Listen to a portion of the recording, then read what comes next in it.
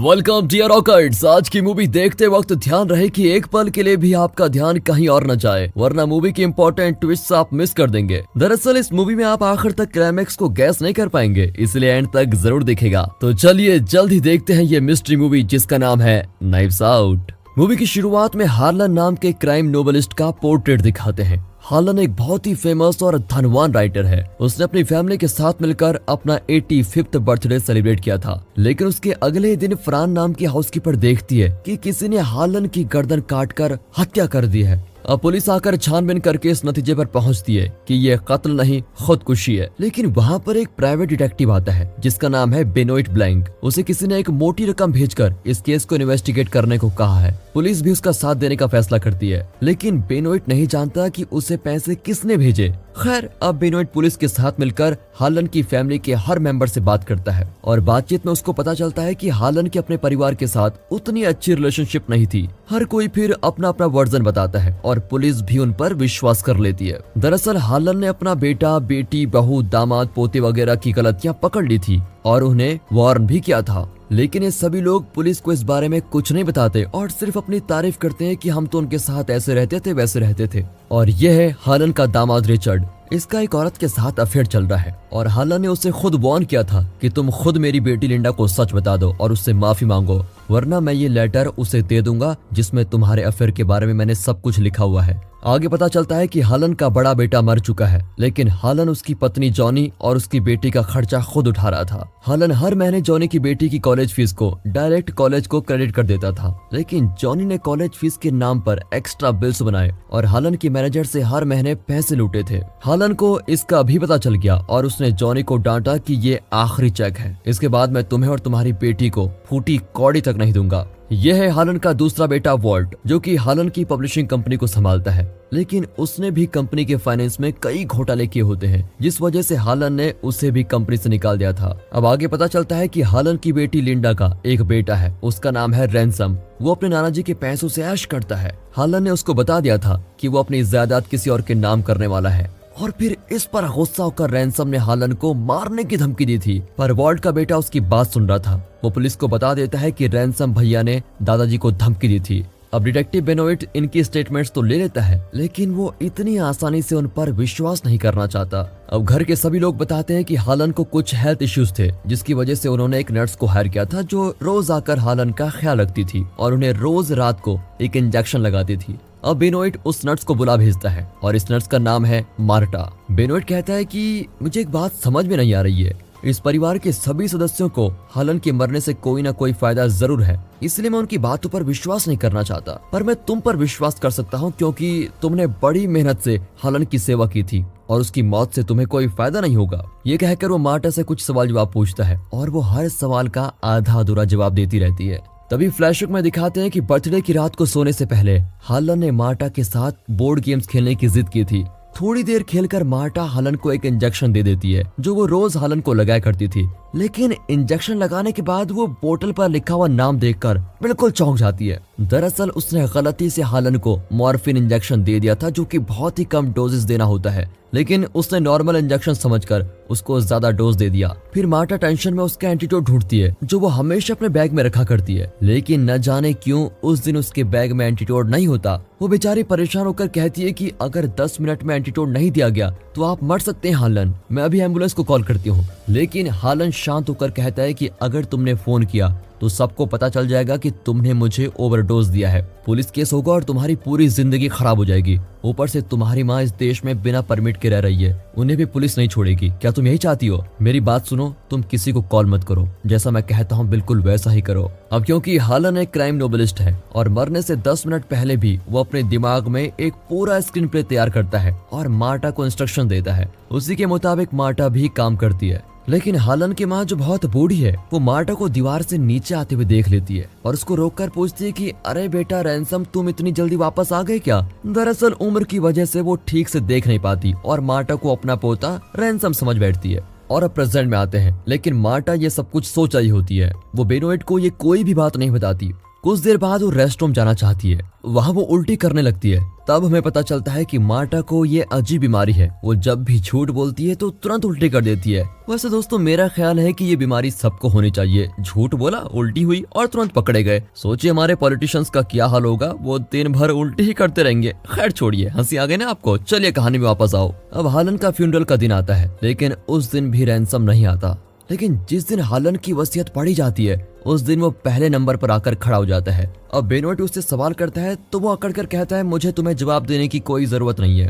अब वकील आकर वसीयत पढ़ता है और वसीयत नामा सुनकर सभी एकदम सुन्न हो जाते हैं। हालन ने अपनी प्रॉपर्टी ना तो अपने बेटे को दी और ना ही अपनी बेटी या पोते को। उसने अपनी पूरी जायदाद और बैंक बैलेंस अपनी नर्स मार्टा के नाम कर दिया है। अब तो सभी का खून खौलता है और सब मिलकर मार्टा को ताने मारते हैं कि हमने तुम्हें परिवार का सदस्य समझा, अगर तुम मांगती तो हम तुम्हें मुंह मांगी रकम दे देते, लेकिन तुमने हमें धोखा दिया है, हमारे पापा को हमारे खिलाफ भड़काया, हम तुम्हें नहीं छोड़ेंगे। ऐन वक्त पर बेनोइट मार्टा को बचाकर लेके जाता है और अपनी कार में बिठा देता है, लेकिन सभी कार को ब्लॉक करके मार्टा को बाहर निकालने को कहते हैं। लेकिन तभी रैनसम अपनी कार लेकर वहां पर आता है और मार्टा दूसरी तरफ से निकलकर जल्दी उसकी कार में बैठ जाती है। उसे लेकर रैनसम तुरंत वहां से निकल जाता है। फिर कुछ दूर पर दोनों एक रेस्टोरेंट में खाना खाते हैं। रैनसम कहता है कि मुझे जायदाद से कोई लगाव नहीं है, लेकिन मैं जानना चाहता हूँ कि नाना जी के साथ हुआ क्या था, इसलिए मुझे सच बता दो। मैं जानता हूँ कि झूठ बोलने से तुम्हें उल्टी आती है। मार्टा उस पर विश्वास करती है और बता ही देती है कि उसने गलती से हालन को मॉर्फिन का ओवरडोज दे दिया था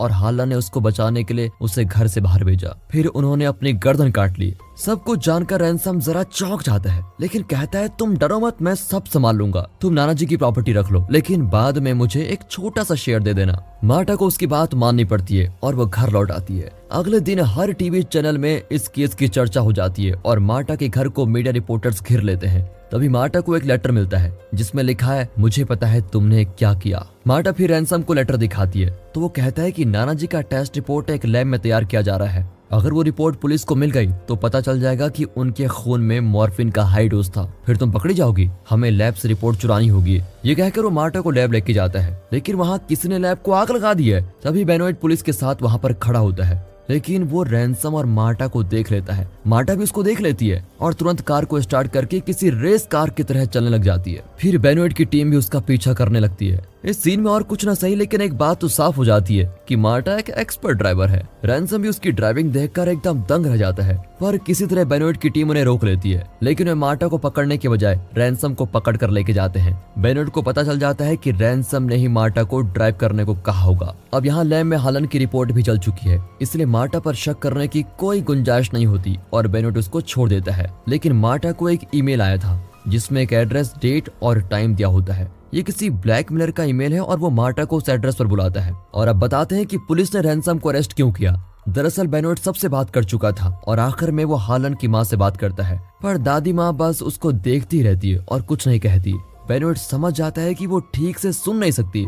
वो दादी माँ के साथ बड़ी मेहनत करता है और तब जाकर वो कहती है कि मैंने रैनसम को दीवार से नीचे उतरते हुए देखा था, इसलिए पुलिस को शक हुआ कि शायद रैनसम ने हालन का खून किया है। अब ईमेल में दी गई तारीख पर मार्टा उस एड्रेस की ओर निकल पड़ती है, पर बेनोइट भी उसके साथ होता है और मार्टा उसको कुछ बताना नहीं चाहती। वो रास्ते में गाड़ी रोक कर कहती है कि मुझे एक छोटा सा काम है। बेनोइट भी उसको जाने देता है और कहता है कि ठीक है, जल्द लौट आना, मैं यहाँ पर वेट करूंगा। अब मार्टा एक रेस्टोरेंट के अंदर घुसती है और पीछे के दरवाजे से उस एड्रेस पर पहुंच जाती है। वहाँ हालन की हाउसकीपर फरहान फर्श पर पड़ी होती है, उसे मॉर्फिन का ओवरडोज दिया होता है। इतना नहीं, मार्टा को हालन की जिस मेडिकल रिपोर्ट की तलाश थी वो भी वहीं पर पड़ी होती है, लेकिन मार्टा रिपोर्ट लेकर वहां से नहीं भागती, बल्कि फरहान को बचाने की कोशिश करती है। वो उसे ब्रीथ कराने की कोशिश करती है और खुद ही पुलिस और एम्बुलेंस को कॉल करती है। वो ऐसे एक इंसान को मरने के लिए कभी नहीं छोड़ सकती। हालांकि अगर वो पकड़ी गई तो पुलिस को यकीन हो जाएगा कि इस तरह उसने हालन को भी मार डाला होगा। पर यहाँ पर तो वो एक मामूली इंसान की तरह नहीं बल्कि एक सच्ची नर्स की तरह सोचती है और फरहान को एम्बुलेंस में हॉस्पिटल लेके जाती है। फिर वो बेनोइट को भी पूरा सच बता देती है और ब्लड रिपोर्ट भी उसके हवाले कर देती है। मुझे चाहे कुछ भी हो जाए, लेकिन मुझे हालन की फैमिली ने बहुत कुछ दिया है, मुझे उनकी प्रॉपर्टी नहीं चाहिए, मैं उन्हें सब कुछ बता दूंगी। बेनोइट भी उसकी हाँ में हाँ मिलाकर उसे हालन के घर पे लेके जाता है। फिर मार्टा उन सब से माफी मांगती है और सच बताने जाती है कि अचानक बेनोइट उसको घसीट कर दूसरे कमरे में लेके जाता है। कुछ देर में पुलिस रैनसम को भी वहां पर लेके आती है। बेनोइट उस कमरे को लॉक कर देता है। दरअसल इस केस की शुरुआत से बेनोट के दिमाग में एक पेचीदा सवाल था और वो ये है कि ऐसा कौन हो सकता है जो उसे इतने सारे पैसे देकर हलन के कत्ल का इन्वेस्टिगेशन करवा रहा है। लेकिन अब उसे अपने इस सवाल का जवाब मिल गया है। बोलो रैंसम, तुमने ही मुझे पैसे भेजे थे ना, तुम इस केस को इन्वेस्टिगेट क्यों कराना चाहते थे, सच बताओ। अब रैंसम का चेहरा एकदम उतर जाता है, वो चौंक जाता है कि बेनोट को कैसे पता चला। तब बेनोट मार्टा और पुलिस को बताता है कि बर्थडे की रात को रैंसम हालन से मिलने आया था और उनकी प्रॉपर्टी में हिस्सा मांग रहा था, लेकिन हालन ने उसकी बातों से तंग आकर बता दिया कि मैं अपनी सारी जायदाद मेरी नर्स मार्टा के नाम करने जा रहा हूँ। ये पैसा ही है जो तुम सबको बिगाड़ रहा है। जब पैसे नहीं रहेंगे तो तुम सब मेहनत करोगे और अच्छी जिंदगी जियोगे। रैंसम ये कैसे बर्दाश्त कर पाता कि प्रॉपर्टी उसे ना मिलकर एक नर्स को मिल रही है जो सिर्फ इस घर की नौकर है। तब उसने एक प्लान बनाया। पार्टी के बाद वो अपनी कार में बाहर गया, लेकिन कुछ ही दूर पर अपनी कार रोक दी। फिर वो गेट के सीसीटीवी कैमरा एंगल से बचकर पीछे की तरफ पैदल आया और दीवार पर चढ़कर हालन के कमरे में गया। वहाँ मार्टा के बैग से उसने मॉर्फिन और नॉर्मल इंजेक्शन की बोतल निकाली। उसने लेबल एक्सचेंज कर दिया ताकि मार्टा नॉर्मल इंजेक्शन समझकर मॉर्फिन का ज्यादा डोज हालन को दे दे। रैंसम इतना शातिर था कि उसने बहुत आगे की सोची। उसने मार्टा के बैग से मॉर्फिन का एंटीटोड भी निकाल दिया ताकि अगर मार्टा को पता चल भी जाए कि उसने गलत दवा दी है तब भी वो हालन को बचा ना पाए। इतना बताकर बेनोट मार्टा से कहता है कि हालन की मौत वाकई खुदकुशी है। मार्टा, तुम इतनी अच्छी और ट्रेन नर्स हो कि तुम कभी गलत दवा उठा ही नहीं सकती। शायद तुम्हारा ब्रेन दोनों दवाइयों के गाढ़ेपन को बखूबी पहचानता है, क्योंकि तुम हालन को ये इंजेक्शन कई 100 बार लगा चुकी हो। तुम अनजाने में भी किसी का बुरा नहीं कर सकती, ये तुम्हारा नेचर है और इसीलिए अपनी परवाह न करते हुए तुमने फ्रान की भी जान बचाने की कोशिश की।